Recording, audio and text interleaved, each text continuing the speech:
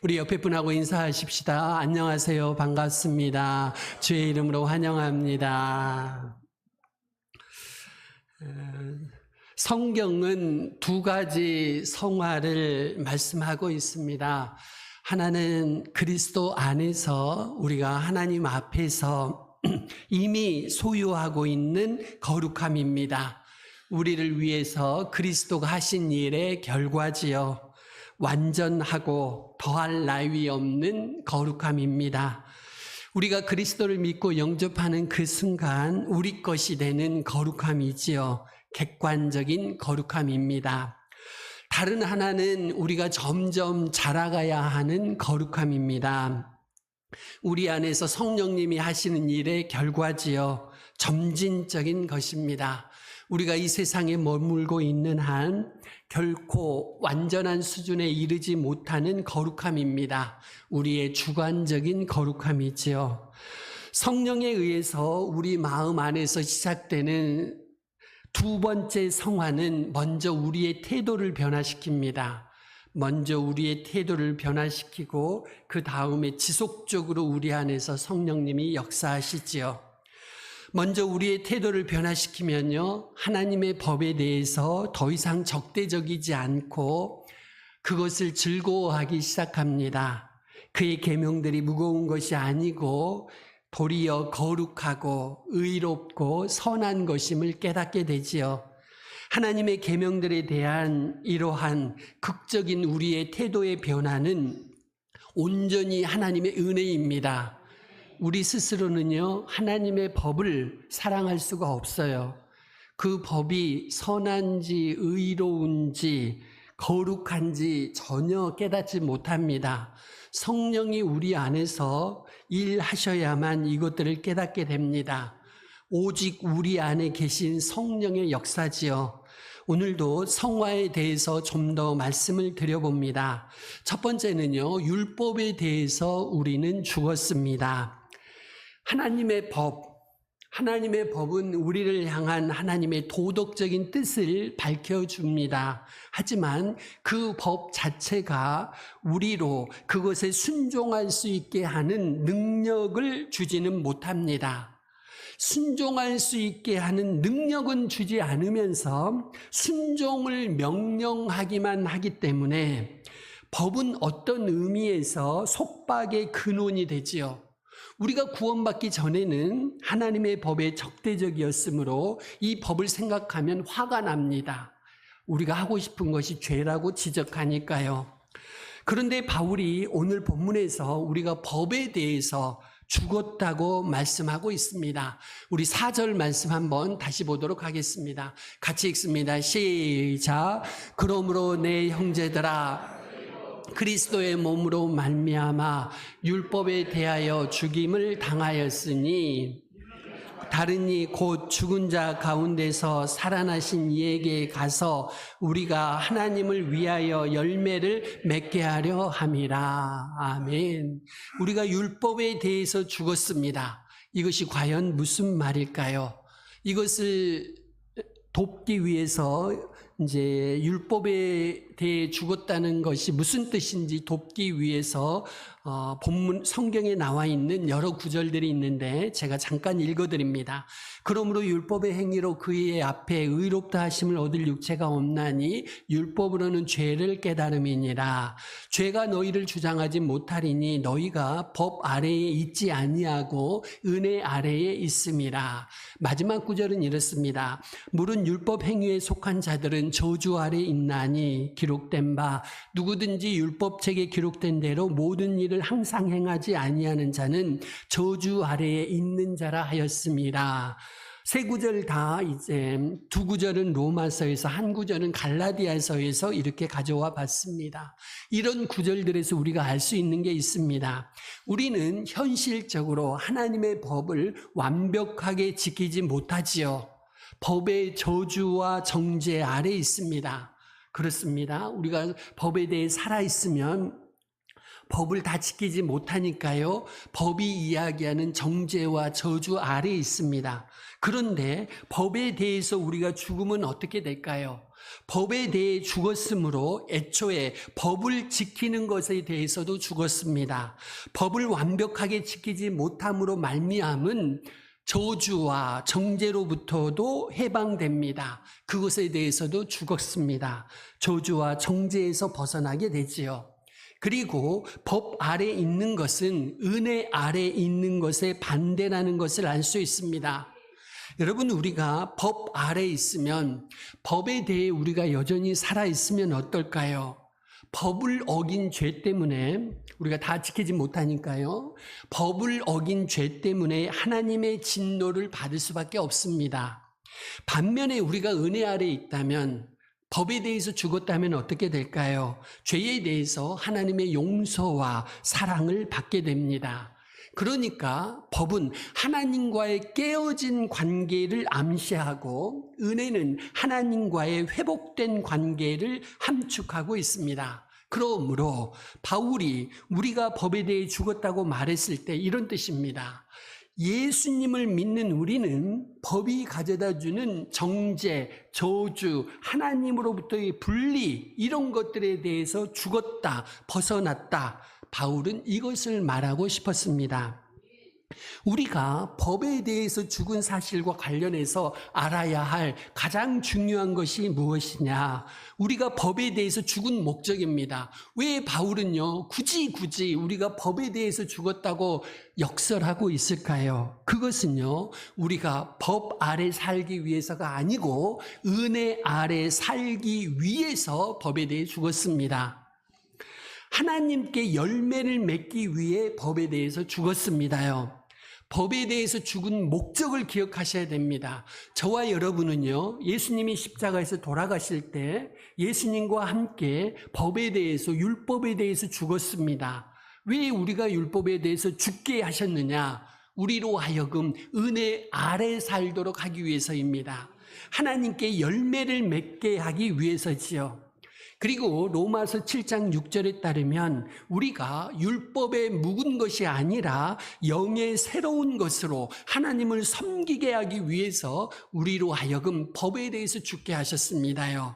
우리 6절 말씀 같이 한번 읽습니다. 시작. 이제는 우리가 얽매였던 것에 대하여 죽었으므로 율법에서 벗어났으니 이러므로 우리가 영의 새로운 것으로 섬길 것이요 율법 조문에 묵은 것으로 아니할지니라. 아멘.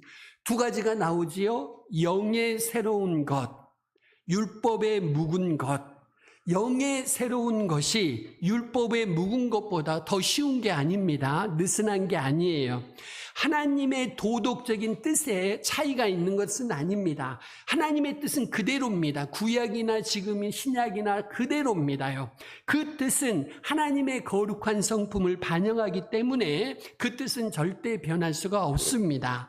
차이는 뭐냐? 그 뜻에 순종하는 이유와 순종하는 능력에 있습니다. 영의 새로운 것으로 섬길 것이요. 저와 여러분이 하나님을 섬기는데 율법에 묵은 것으로 섬기지 마시고 영의 새로운 것으로 섬기시기를 바랍니다. 이것은 행위 대신에 은혜로 사는 것과 같습니다. 영의 새로운 것으로 섬기는 것이 성경에 나타난 하나님의 의도인 것이 분명합니다. 그런데 오늘날 너무나 많은 성도님들이 아직도 법에 묵은 것으로 하나님을 섬기고 있습니다. 법에 묵은 것, 영의 새로운 것, 제가 조금 나누어서 설명을 드려봅니다. 법에 묵은 것은요, 외적인 조항입니다. 율법 조항이에요. 명령이지요. 이것을 보면은요, 적대감과 두려움을 심어줍니다. 그 법에 묵은 것은 우리에게 노력을 요구하지만 우리는 결코 성공하지 못합니다. 이것이 율법에 묵은 것입니다. 반면에 영의 새로운 것은 뭐냐? 우리 안에 주시는 내적인 열망이고 능력입니다. 기쁨과 감사를 우리에게 주시고 법을 실천하고 싶은 의지를 주시는 겁니다. 우리로 하여금 그렇게 법을 실천하게 하시는 거지요. 제가 여러분에게 질문을 던지고 싶습니다. 여러분은 법에 묵은 것으로 하나님을 섬기고 계십니까? 아니면 영의 새로운 것으로 하나님을 섬기고 계십니까? 여러분은 하나님의 법이 외적인 조항이고 내게 주시는 명령이니 적대감과 두려움으로 어쩔 수 없이 노력하고 있습니까?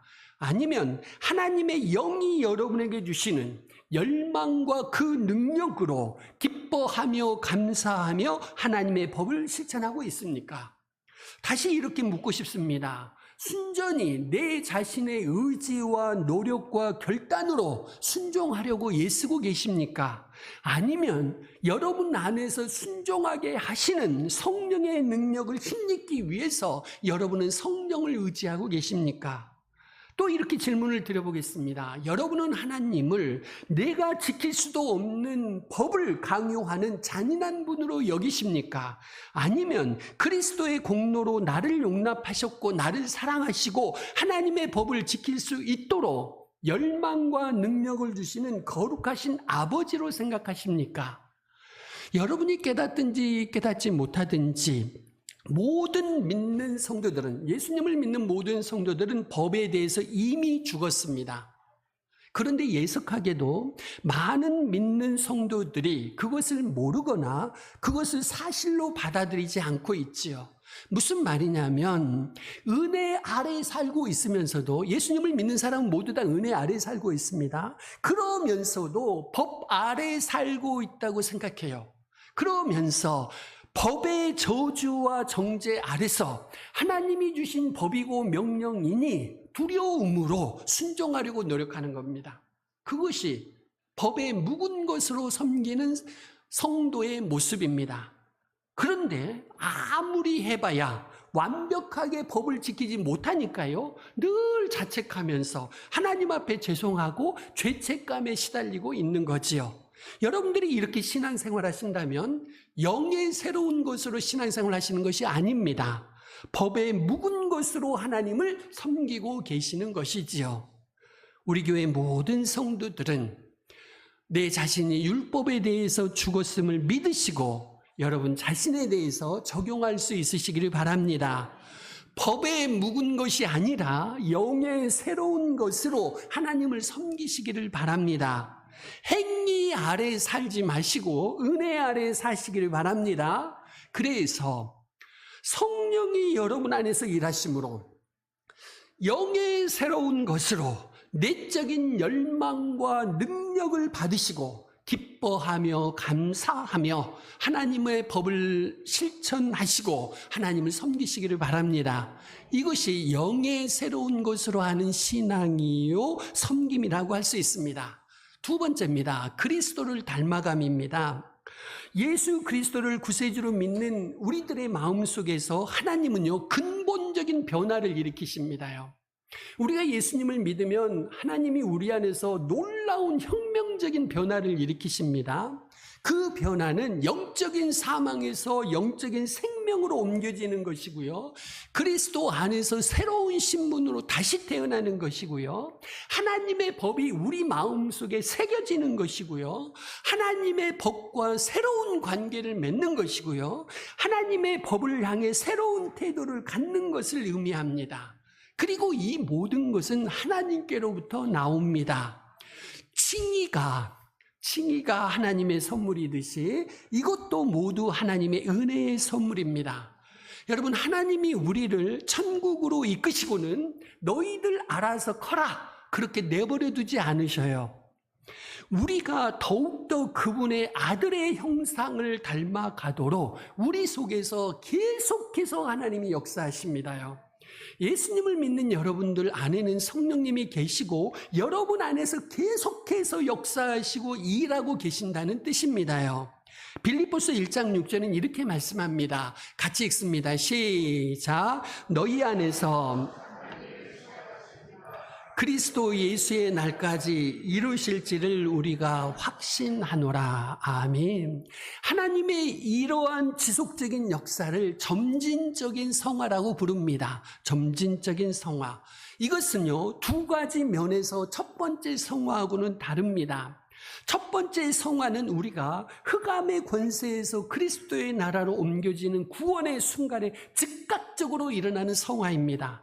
반면에 점진적인 성화는 우리가 주님께 가서 주님과 함께 거할 때까지 계속됩니다요. 또한 첫 번째 성화는 우리가 우리에게 그리스도의 생명을 주시는 성령의 전적인 사역입니다요. 반면에 점진적인 성화는 역시 성령의 사역이긴 하지만 우리 쪽의 반응이 필요합니다. 이렇게 달라요. 성화의 점진적인 성경은 신약 성경의 여러 부분에서 나오고 있습니다. 자라가라, 혹은 변화되라, 옛사람을 벗어버리고 새사람을 입어라, 이런 권면들에 암시되어 있지요. 그것은 또한 나는 아직 온전히 이룬 것이 아니다, 사도 바울의 간증에도 분명히 나타나고 있습니다요. 여러분, 성화의 점진적인 성격을 가르쳐주는 구절들이 있는데 제가 2개만 소개해 드립니다. 너희는 이 세대를 본받지 말고 오직 마음을 새롭게 함으로 변화를 받아 하나님의 선하시고 기뻐하시고 온전하신 뜻이 무엇인지 분별하도록 하라. 우리가 다 수건을 벗은 얼굴로 거울을 보는 것 같이 주의 영광을 볼 때 그와 같은 형상으로 변화하여 영광에서 영광으로 이르니 곧 주의 영으로 말미암음이니라. 이 두 구절에 나오는 변화를 받아라는 말과 변화하여라는 말은 계속적인 과정을 나타냅니다. 한번 확 바뀌지 않는다는 이야기입니다. 여러분 자신 볼 때 그렇지 않으신가요? 예수님을 믿으니까 여러분의 확 바뀌던가요? 여전히 그렇지요. 여전히 그렇습니다. 계속적인 과정입니다. 지속적으로 변화해 가면서 점점 더 예수님의 형상으로 변화해 가야 하는 것이지요. 윌리엄 핸드릭스는 로마서 12장 2절에 있는 변화를 받아라는 이 부분을 이렇게 설명합니다. 지속적으로 당신 자신으로 하여금 변화를 받게 하여.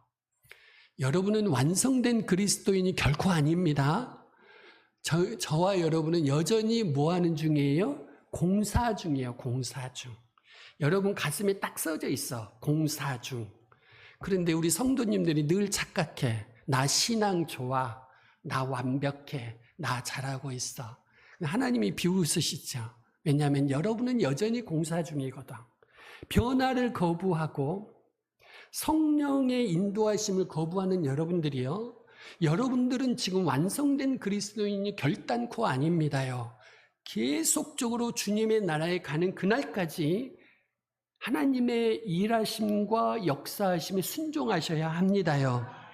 그리고 존 머리는 이렇게 설명했습니다. 이 구절에 나오는 변화라는 말은 우리가 사고와 이해를 새롭게 함으로 꾸준히 변화되는 과정에 있어야 한다는 것을 암시합니다.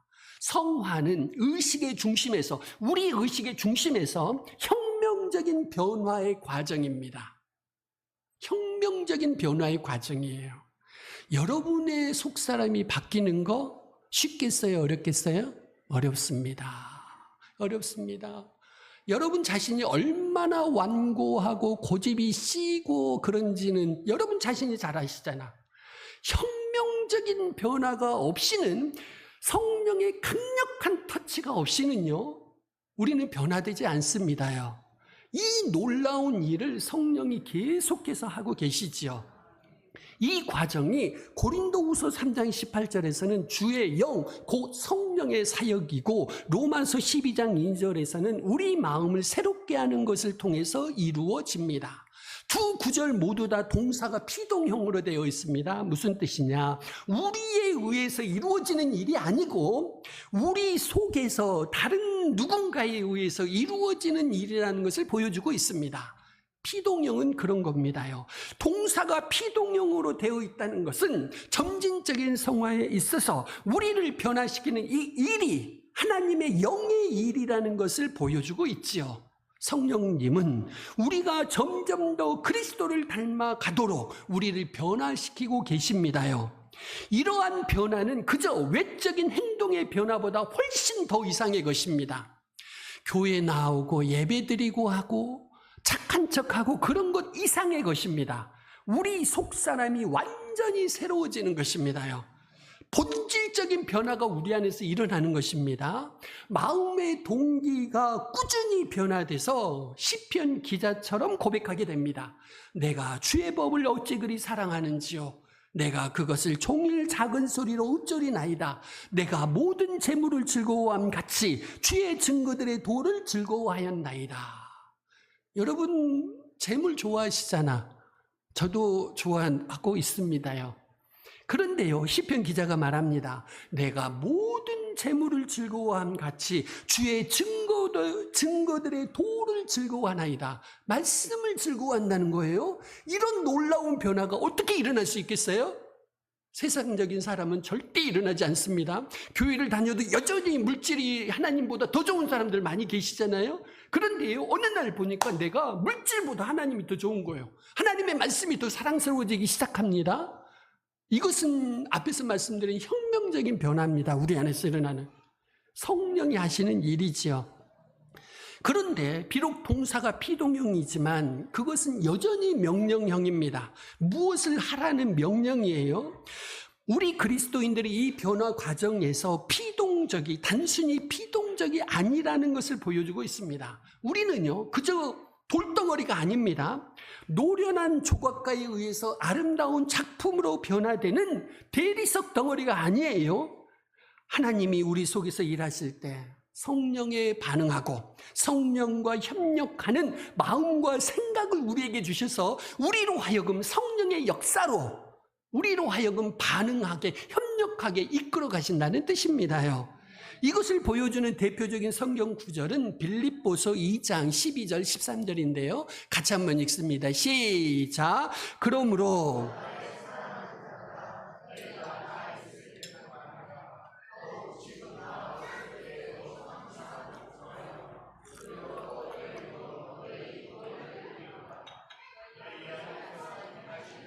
하나님의 신이 자기의 기쁘신 뜻을 위하여 너희에게 소원을 두고 행하게 하시나니. 아멘.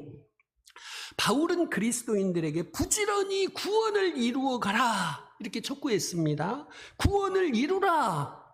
계속해서 지속적으로 열심히 노력해서 구원을 이루라 하는 강력한 명령입니다. 여기서 성화가 하나의 과정이고 우리 그리스도인들이 아주 적극적으로 참여하는 과정인 것을 알 수 있습니다. 그런데 여러분, 바울이 이렇게 강력하게 권면하는 이유가 있습니다. 하나님의 영이 그들 속에서 일하고 계신다고 바울이 확신하고 있기 때문입니다요. 여러분, 하나님의 영이 그 안에 없는 사람은요, 죽었다 깨어나도 이렇게 할 수가 없어요. 사람의 노력으로, 사람의 노력만으로, 의지만으로 우리가 하나님의 법을 사랑하고 그분의 법에 순종한다, 이것은 애초에 불가능한 이야기입니다요. 바울이 성도들에게 구원을 이루라고 권면했던 이유는 하나님의 영이 그 속에서 일하고 계시기 때문에 할 수 있는 권면이었어요. 하나님의 영이 그 안에 없는 사람은요, 절대로 구원을 이루어갈 수 없다니까요. 옛날이나 지금이나 앞으로나 영원히 그 안에 하나님의 영이 없는 사람은 구원을 이루어갈 수가 없어요. 그런데 바울이 구원을 이루어가라고 권면하잖아요. 그건 무슨 뜻이냐? 그 사람들의 마음속에 하나님의 영이 일하고 계신다고 바울이 확신하고 있기 때문이죠. 성령이 그들 속에 역사하셔서 하나님의 뜻에 대한 분별력을 주시고 그 뜻을 행하고 싶은 열망을 감정 속에 넣어주시고 실제로 순종하도록 의지를 움직이시고 그 뜻을 행할 수 있도록 능력을 주시는 것입니다. 그래서 바울이 권면을 하는 거죠. 이렇게 점진적인 성화에는 우리의 활동이 아주 많이 수반됩니다. 하지만 그것은 성령의 의지에서 수행되어야 하는 활동입니다요. 성령이 우리로 일할 수 있게 함에 따라서 우리가 일하는 것입니다. 우리의 모든 일들 뒤에는, 우리 안에서 일어나는 모든 우리의 변화 뒤에는 성령의 역사하심이 있습니다. 성령의 역사로 우리가 변화되고 일할 수 있게 된다는 뜻입니다요. 성령은 우리 쪽에서 반응이 없어도 우리 속에서 일하실 수 있고 또 일하시기도 해요. 예를 들어보자면 성령은 우리 안에 새로운 마음을 독자적으로 창조하시지요.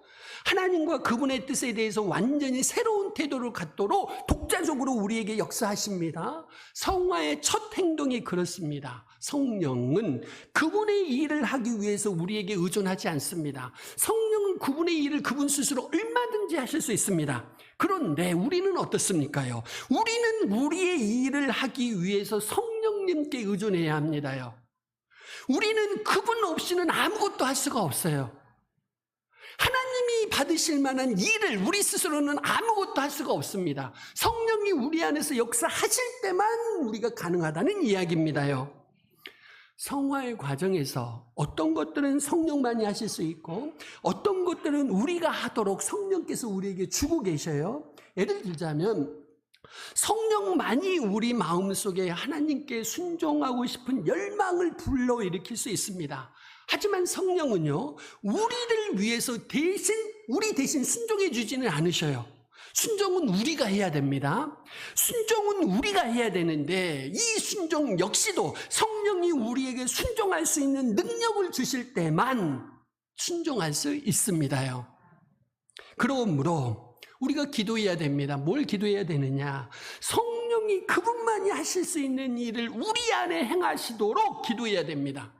그분을 의지해야 돼요. 또 하나는 뭐냐? 우리가 성령이 하라고 주신 것을 행할 수 있도록 성령을 의지하고 성령님을 역사하심을 위해서 기도하셔야 됩니다요. 그래야 우리의 성화가 진행되는 것이지요. 그러므로 성령의 일이든지 우리의 일이든지 우리는 성령을 의지하셔야 합니다. 우리 스스로는 자립할 수가 없습니다요. 예를 들어 볼까요? 갈라디아서 5장 22절 23절에 보시면 성령의 9가지 열매가 나오지요. 우리 같이 한번 읽습니다. 시작. 사랑과 희락과 화평과 오래 참음과 충성과 온유와 절제니 이 같은 것을 금지할 법이 없느니라. 아멘. 성령의 9가지 열매가 몇 개일까요? 죄송합니다. 9가지라고 알려드렸네. 성령의 열매는 9가지로 나옵니다. 여러분, 재주 부리는 사람이 서커스에서 재주 부리는 사람이 4개나 5개 곤봉 돌리는 거 보신 적 있으시죠? 공중으로 던졌다가 다시 받습니다. 놀랍지 않습니까? 우리가 놀란 눈으로 본 적이 있습니다. 그런데 여러분, 그것이 4개, 5개가 아니고 9개라고 생각해 보십시오.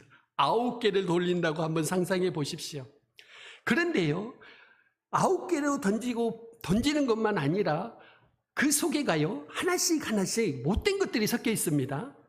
내가 받아야 할 것은 9개인데 버려야 할 것들이 한 10개 또 들어있는 겁니다. 그러니까 한 30개가 되는 거죠. 30개 곤봉을 돌리는 겁니다. 그 중에 9개만 받고 나머지는 놓쳐야 됩니다. 여러분, 이런 일을 한번 상상해 보십시오.